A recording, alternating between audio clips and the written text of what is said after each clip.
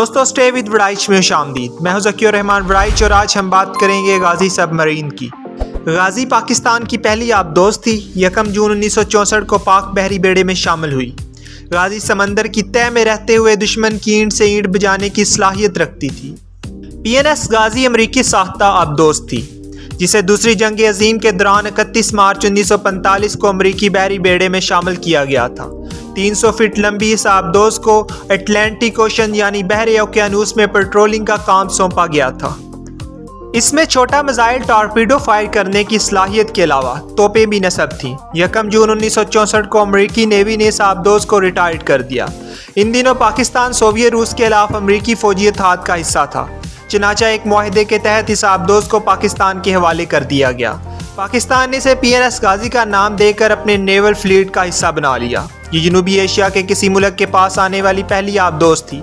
जब ये आबदोज पाकिस्तान पहुंची तो भारतीय नेवी इसे अपने लिए एक बड़ा खतरा समझने लगी। अगले ही बरस 1965 में इस आबदोज का बड़ा इम्तहान हुआ जब पाक भारत जंग छिड़ गई। 1965 की पाक भारत जंग में गाजी साबित कदम रही। 1965 की जंग के दौरान पाकिस्तान नेवी ने 7 सितंबर को दीवारका बंदरगाह को तबाह करने का फैसला किया, जिसमें पहला हदफ दीवारका का रेडार स्टेशन था जो कि इंडियन एयरफोर्स के बम्बर्स को गाइड करता था। पाकिस्तान नेवी ने PNS गाजी की कमांड में 7 दूसरे बहरी जंगी जहाज तरतीब दिए। इसमें PNS बाबर, PNS हैबर, PNS बदर और PNS टीपू सुल्तान वगैरह शामिल थे और इनको लीड करने वाली PNS गाजी थी और इस ऑपरेशन का नाम ऑपरेशन दीवारका रखा गया। ऑपरेशन दीवारका का मकसद दीवारका का रेडार स्टेशन तबाह करना, इंडिया का मोराइल डाउन करना, इंडियन एयरफोर्स को कराची से दूर रखना और मुंबई के साल से थोड़े दूर रहते हुए स्टे करना था। मुंबई के पास स्टे करने का मकसद वहां से मूव करने वाले हर भारतीय जहाज को तबाह करना था। 7 सितंबर की रात भारत के लिए सितमगर साबित हुई। दीवारका का रेडार स्टेशन और दीवारका पोर्ट कामयाबी से तबाह हुआ और 8 सितंबर को पाकिस्तान नेवी के लिए विक्ट्री डे साबित हुआ। यही वजह थी कि 1965 में इंडियन एयरफोर्स कराची पर भरपूर अटैक ना कर सकी और दीवारका के तबाह होने के बाद गाजी मुंबई का रुख किया और मुंबई पोर्ट के करीब ही डेरे जमा कर बैठ गई। गाजी के मुंबई पोर्ट के बिल्कुल करीब होने की वजह से भारतीय नेवी के बहरी जहाज जो कि मुंबई साहल पर खड़े थे गश्त के लिए भी समंदर में ना निकल सके और गाजी इस जंग में भारतीय एयरक्राफ्ट कैरियर और बहरी जहाज़ों को मुंबई की बंदरगाह के अंदर कैद करके रख दिया। पूरी जंग में इंडियन नेवी सिर्फ गाजी से डरती रही क्योंकि इंडिया के पास उस वक़्त ऐसी कोई सबमरीन नहीं थी जो गाजी का मुकाबला कर सके। 6 बरस बाद 1971 की पाक भारत जंग के दौरान गाजी को एक और इम्तहान का सामना करना पड़ा। 1971 के आखिर में पाकिस्तान जब ये समझ गया कि भारत हमले की तैयारी कर रहा है तो पाकिस्तान ने गाजी आबदोज को भारत के खिलाफ इस्तेमाल करने का फैसला किया। 14 नवंबर 1971 को गाजी आबदोज कराची की बंदरगाह से निकली तो इसमें हमले के 93 लोग सवार थे जिनके कमांडर जफर मोहम्मद खान थे। इस आबदोज ने श्रीलंका के गिर्द चक्कर काट कर कराची से तकरीबन 5000 किलोमीटर दूर खलीज बंगाल में पहुंचना था। इसकी मंजिल बज़ाहिर मशरकी पाकिस्तान की नेवल बेस थी, लेकिन गाजी के कमांडर के पास कुछ कागजात थे। ये खुफिया कागजात इन्हें आधा रास्ता तय करने के बाद खोलना थे। इन कागजात में इनके मिशन की तफसील दर्ज थी। आज तक ये मालूम नहीं हो सका कि इन कागजात में गाजी को कौन सा मिशन दिया गया था। गाजी के कमांडर के पास मौजूद खुफिया कागजात के मुतल्लिक आज सिर्फ अंदाज़ा लगाया जा सकता है। शायद गाजी को भारतीय एयरक्राफ्ट कैरियर विक्रांत को डुबोने और भारतीय नेवल बेसिस के बाहर बारूदी सुरंगें बिछाने का मिशन दिया गया था। भारतीय अखबार द इकोनॉमिक टाइम्स ने अपने आर्टिकल में PNS गाजी के बारे में लिखा है जिसमें कहा गया है कि गाजी आबदोज अच्छी हालत में नहीं थी। इसका इक्विपमेंट बार बार फेल हो रहा था। अगर ये आबदोज चिटागंग पहुंच भी जाती तो वहां इसके लिए प्रॉपर रिपेयरिंग फैसिलिटीज मौजूद ही नहीं थी।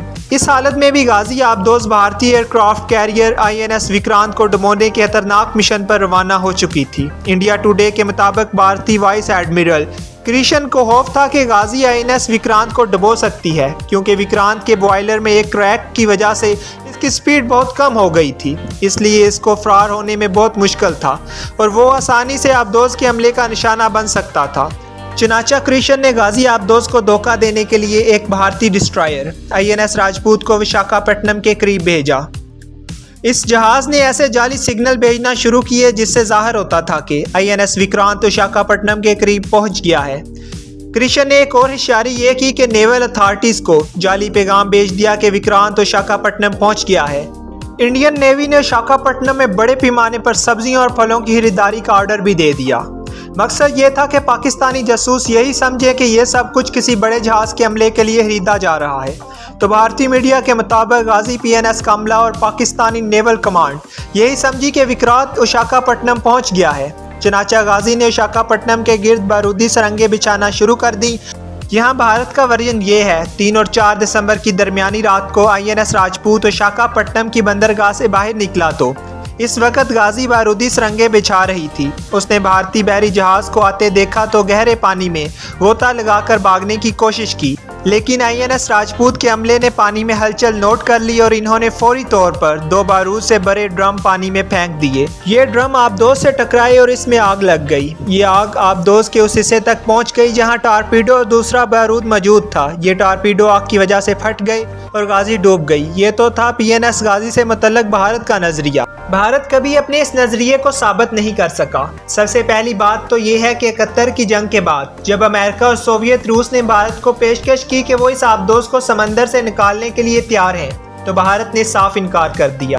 फिर 2003 में भारत ने 10 गोताखोरों की एक टीम समंदर में उतारी जिसने गाजी के ढांचे का जायजा लिया, लेकिन ये टीम भी कोई हतमी नतीजा नहीं निकाल सकी। जिन भारतीय माहिरीन ने इस आबदोज का जायजा लिया वो इस नतीजे पर पहुंचे कि आबदोज किसी अंदरूनी धमाके की वजह से तबाह हुई है।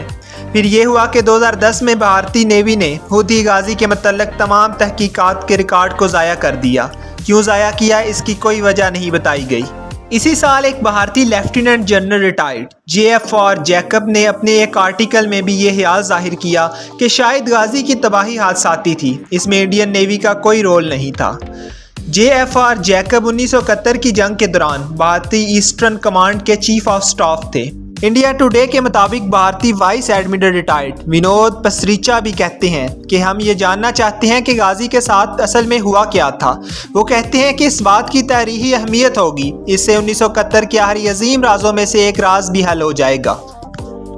दोस्तों, अगर भारतीय अखबारात में छपने वाले इन आर्टिकल्स और साबिक अफसरान के बयानात को देखा जाए तो ये बात वाज़िया हो जाती है कि PNS गाजी की तबाही अब भी एक राज है। अगरचे भारतीय ये यकीन रखते हैं कि गाजी आबदोज INS राजपूत ने तबाह किया था, लेकिन इसका कोई सबूत मौजूद नहीं, ना जाहिर किया गया है और ना कभी सामने लाया जा सका है। यही नहीं, इसके अलावा भारत ने अपनी इन्वेस्टिगेशन को खुद ज़ाया कर दिया। अमेरिका और सोवियत रूस को आबदोज का मलबा भी बाहर नहीं निकालने दिया। इंडियन नेवी की तरफ से गाजी को डुबोने की बातें सिर्फ बातें हैं। लेकिन भारत में इस हवाले से प्रोपेगेंडा इतना बढ़ गया है कि बॉलीवुड ने द गाजी अटैक के नाम से एक फिल्म बना दी है। इस फिल्म में दिखाया गया है कि भारतीय आबदोज क्रंच गाजी से कमज़ोर होने के बावजूद इसका डटकर मुकाबला कर रही है। फिल्म के आखिर में दोनों आबदोजें एक दूसरे पर टॉर्पीडो फायर करती हैं, लेकिन मौजूदा तौर पर INS क्रंच टॉर्पीडो लगने से बच गई, लेकिन PNS गाजी टॉर्पीडो लगने से तबाह हो गई। अब जाहिर है ये फिल्म है, एक हिस्टोरी नहीं बल्कि एक फिक्शन है और प्रोपेगेंडा है। इस प्रोपेगेंडे को खुद इंडियन नेवी नहीं मानती, क्योंकि इंडियन नेवी तो गाजी को डुबोने का क्रेडिट INS क्रंच को नहीं बल्कि INS राजपूत को देती है। यानी देखा जाए तो भारत ने गाजी अटैक बनाकर अपनी ही नेवी के पॉइंट ऑफ व्यू को गलत साबित कर दिया है। यानी खुद भारत और भारतीय पब्लिक नजरिया नगार इस बात में कोई क्लियर मौकफ नहीं रखते कि गाजी आबदोज कैसे तबाह हुई। इस बारे में कहानियां ज्यादा हैं और हकीकत बहुत कम है। इधर भारतीय नेवी ने अपनी इन्वेस्टिगेशन को खुद ज़ाया करके सूरत हाल को और भी मशकूक बना दिया है। यानी अब भारत के लिए यह दावा करना ही मुश्किल हो गया है कि आया उसकी नेवी ने गाजी को तबाह भी किया था या नहीं, जबकि पाकिस्तान ने तो शुरू से ही कभी ये तस्लीम नहीं किया कि गाजी को भारतीय नेवी ने तबाह किया था। पाक नेवी के डायरेक्टरेट ऑफ पब्लिक रिलेशंस के मुताबिक गाजी की तबाही शायद समंदर में तेज़ लहरों का नतीजा थी। इन लहरों की वजह से गाजी की बिछाई हुई अपनी ही कोई बारूदी सुरंग इससे टकरा गई और ये आबदोज तबाह हो गई। दोस्तों, इन सब हालात में ये बात इत्मीनान से कही जा सकती है कि इंडियन नेवी के हाथों PNS गाजी की तबाही बातों तक महदूद है, हकीकत नहीं। ये बात खुद भारतीय मीडिया और नेवी के साबिक अफसरान भी तस्लीम कर चुके हैं कि गाजी आबदोज कैसे तबाह हुई ये आज भी एक राज है। चनाचा जब तक गाजी आबदोज का मलबा बाहर निकाल कर न्यूट्रल माहिरीन से इसकी मुकम्मल जांच पड़ताल नहीं कराई जाती, तब तक गाजी की तबाही की गुत्थी समझना इंतहाई मुश्किल नजर आता है। क्योंकि अगर सिर्फ स्पेकुलेशंस पर बात की जाए तो फिर द गाजी अटैक जैसे प्रोपेगेंडा फिल्में ही बनेगी, हकीकत से कोई पर्दा नहीं उठेगा। दोस्तों अब तक के लिए इतना ही। अगर अभी तक आपने हमारे चैनल को सब्सक्राइब नहीं किया तो इसे सब्सक्राइब करें और बेल आइकॉन का बटन ज़रूर दबाएं ताकि नई आने वाली इंफॉर्मेटिव वीडियोस आपको मिल सकें। अल्लाह हाफिज़।